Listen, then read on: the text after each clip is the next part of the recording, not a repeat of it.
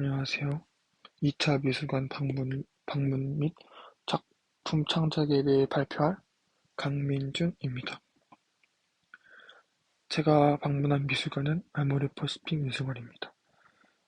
아모레퍼시픽 미술관에 대해서 간단하게 소개하자면 선대 회장이 한국의 전통을 지키고 알리기 위하여 설립하였습니다.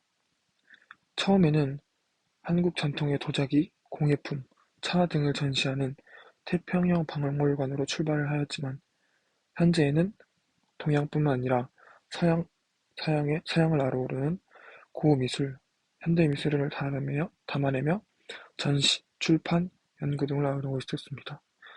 제가 방문했을 때에는 한국의 현대미술 작가들의 작품을 전시하고 있었습니다. 수많은 작품 중에서 제가 가장 감명 깊게 본 작품은 팀 ADHD의 김영은 작가와 김지아 작가의 죽음의 과정입니다. 박물관에 있는 소개에 따르면 팀 ADHD는 우주와 자연의 현상들을 탐구하고 이를 빛과 구조물의 움직임을 통해 물질화한 공감각적 작업으로 선보입니다. 죽음의 과정은 탄생과 죽음을 관통하는 삶의 에너지를 산란하는 빛의 불완전한 순환을 통해 그려낸 작업입니다. 작품은 다양한 패턴을 구성하며 유기적으로 움직이고 각 면에 반사되는 다채로운 빛과 사운드는 함께 조화를 이루며 또 하나의 세계를 사색하게 된다고 합니다. 여기까지는 미술관에 있는 작품 설명이었고, 제가 따로 찾아본 바로는 ADHD 팀의 김명은 작가와 김지아 작가를 인터뷰한 영상이 있었습니다. 5번째에 있는 것이 그 영상의 링크니까 찾아보고 싶으신 분들은 찾아보시면 되겠습니다. 그래서 이 영상에 나와 있는 내용을 간단하게 요약하자면 ADHD라는 미디어 아티스트 팀의 미디어 아티스트 김영우 작가와 건축가 김지아 작가가 만든 작품입니다. 우주, 공간, 시간, 생물이라는 자연계의 질서를 오르가미래라는 아날로그 느낌의 방식을 간단한 기계 장치와 접목하여 우주의 질서 및 세계의 질서를 표현하려고 했습니다. 종이접기 구조를 모터와 접목하면서 반복적이지만 유기적인 움직임을 만들어냈습니다.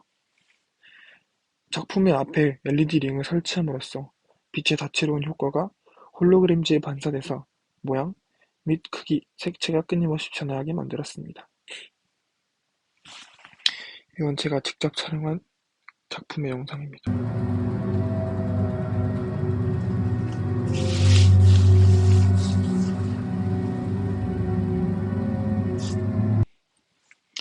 앞에 작가가 설명한 것처럼 빛을 통해서 다양한 색감을 연출하고 홀로그램지에 반사되어서 다채로운 효과를 나타내는 것 같습니다.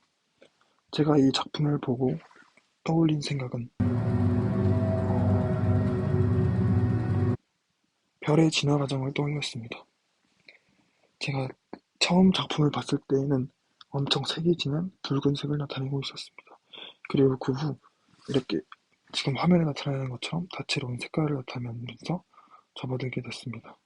저는 이 장면을 보고 바로 이 별의 진화 과정 나와 있는 PPT 중에 초고성과 이 별의 폭발, 초신성 과정을 생각하게 되었습니다. 어렸을 때부터 별에 관심이 많아서 고등학교 때에 배웠던 내용에 대해 생각해 보면 초고성과 초신성 그리고 마지막 블랙홀이 생각나게 됐습니다. 그래서 이 작품을 보고 만약에 작품 창작을 하게 된다면 이 작품을 보고 영감을 받게 된 별의 탄생에 대해 표현하고 싶었습니다. 그래서 제 작품은 별의 탄생에 대해 주목해서 그리게 돼봤는데요. 먼저 이 주기율성, 초고성, 초신성 폭발, 그리고 블랙홀에 대해 표현해봤습니다. 제작 과정으로는 우선 제작에 쓰인 물품으로는 페트병, 유성 매직, 우드락, 사비연필, 그리고 인터넷에서 뽑은 기어도면이 있습니다. 먼저 제가 작품으로 선정한 별의 탄생 중에 주기율성, 초고성, 초신성 폭발, 블랙홀을 표현하기 위해서 주결성을 표현하기 위해서 주결성은 주황색 유성 매직으로, 초고상은 붉은색 유성 매직으로, 초신성 폭발은 하얀색 유성 매직으로 표현하려다가 하얀색 유성 매직과 그냥 투명한 플라스틱 페트병과는 그렇게 큰 차이점이 없다고 느껴 그냥 흰색 유성 매직을 칠하기보다는 그냥 바로 투명한 플라스틱 페트병을 사용하였습니다. 그리고 마지막 블랙홀을 나타내기 위해서 검은색 유성 매직을 사용하였습니다. 그리고 인터넷 보면 기어 도면을 오려 우드락에 붙여 우드락에서 오려내게 되었는데, 기어 도면을 활용한 이유가 별의 진행 과정을 표현하기 위해서 별이 점차적으로 진행하게 하려고 했습니다. 그래서 주기율성, 이 플라스틱 페트병이 돌아가면서 주기율성을 보여주고, 그 다음 초고성을 보여준 다음에, 그 다음 지나가면서 흰색 초신성 폭발을 나타내고, 그 다음에 마지막 블랙홀을 나타내게 페트병이 돌아가면서 순차적인 별의 과정을 나타내려고 했습니다. 그래서 가장 적합한 게 뭘까 찾아보다가 기어 도면을 통해서 한쪽 기어를 돌리면 기어가 다른 기어는 반대쪽으로 돌아가게 되므로 한쪽 기어를 돌려 반대쪽 기어를 다른 방향으로 돌아가게 만들어서 별의 진행 과정을 표현하면 어떨까 해서 기어를 채택하게 됐습니다.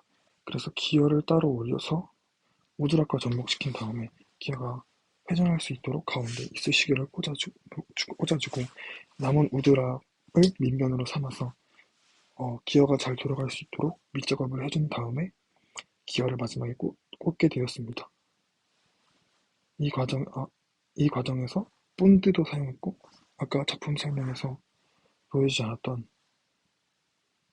그 제작 과정 첫 번째 보여드렸던 준비물에서 보여드렸던 가이드된 이쑤시개나 본드도 추가적으로 사용이 되었습니다. 그래서 다 우드락에 완성된 기어를 붙인 모습입니다. 이제 이 기어 위에 아까 페트병에 유성 매직을 그린 거를 올리면 작품이 완성되게 됩니다.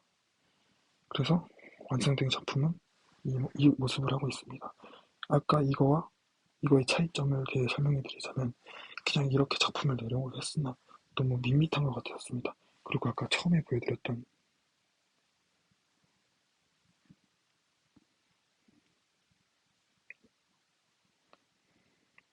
이 작품을 보시면 이렇게 빛의 다채로운 효과를 나타내고 싶었습니다. 그래서 이 작품의 핵심은 LED 등을 통한 빛의 다채로운 움직임이라고 저는 생각을 했습니다. 그래서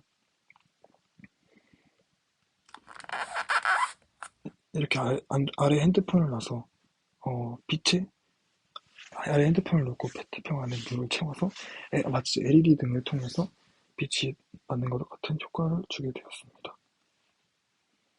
그리고 작품을 보시면 어,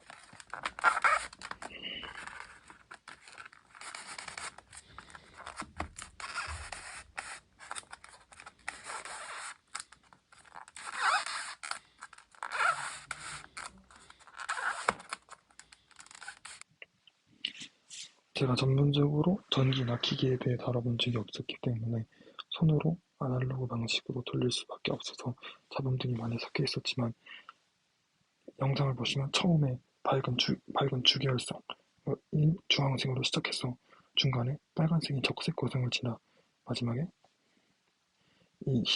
다음에 흰색, 이건 초신성 폭발을 표현했고, 마지막에 검은색 빛나는 장면, 검은색을 통해서 블랙홀을 표현을 했습니다.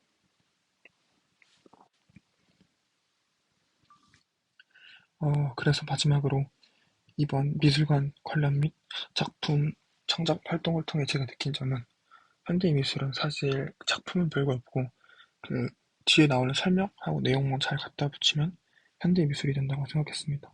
예를 들어 뒤샹의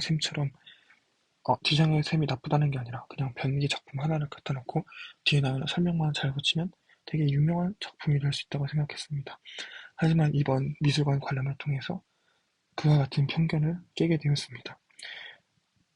사실 미술관을 가면 그냥 대충 작품을 훑어보고 지나가게 됐는데, 이번에 그 작품 창작을 해야 된다는 생각을 갖고 한 작품을 되게 오랫동안 5분 넘게 작품 하나당 5분 넘게 계속 서서 지켜보게 되었는데 작품을 계속 그냥 스쳐가면서 작품을 보면 느껴지는 게 없고 이렇게 작품 하나도 계속 한 사람 쳐다보게 되면 거기서 느껴지는 것이 각 사람마다 다르다는 것을 느끼게 되었습니다. 예를 들어 저는 이 작품, 이 팀 ADHD의 죽음의 과정을 보고 별의 탄생을, 별의 탄생과 진화 과정을 느끼게 되었다면 다른 사람은 다른 것을 느끼게 될 수 있다고 생각했습니다. 어, 얼핏 들었는데 같이 미술관을 갔던 친구도 이 작품을 선정하게 됐는데 저와는 다르게 은행나무의 은행잎을 활용해서 작품을 만들게 됐다고 했습니다. 그것을 통해서 작품 하나를 가지고도 여러 가지 관점을 통해 다른 것을 느낄 수 있다고 느꼈습니다. 이상입니다.